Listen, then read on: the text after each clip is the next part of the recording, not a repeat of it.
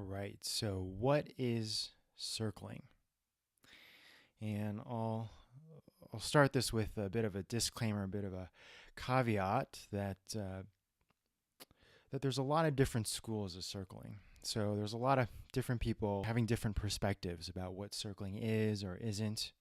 And I was primarily trained in the integral school of circling, integral circling.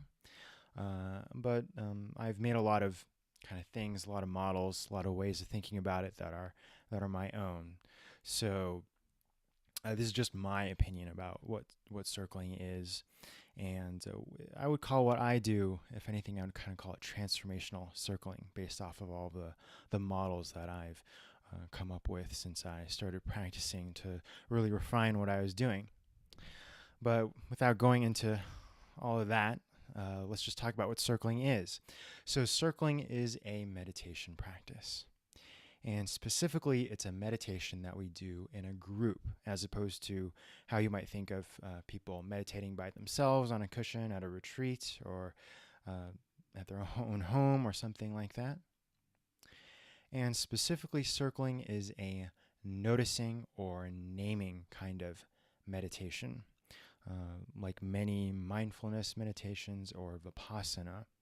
So that's the kind of meditation that if I were to do it by myself, I put my attention on my own experience and I'd name to myself, moment to moment, what I'm noticing. Oh, I'm noticing these thoughts. I'm noticing this sensation. I'm noticing this emotion. All as a way of being present with my experience rather than being caught in my kind of continual monkey mind chatter analysis, thinking about my experience, to just kind of be more in a state of presence with whatever's occurring moment to moment. So what we do in a circle is a whole group of people, usually are somewhere around like 5 to 7 people at the most, at least 3 people, sit in a ring, a circle, and we all, usually someone volunteers themselves as the center of focus, and that person is sitting in the circle. They're not sitting in the middle of the circle. We want everyone to be able to see each other. And we all put our attention on them and we begin a group conversation.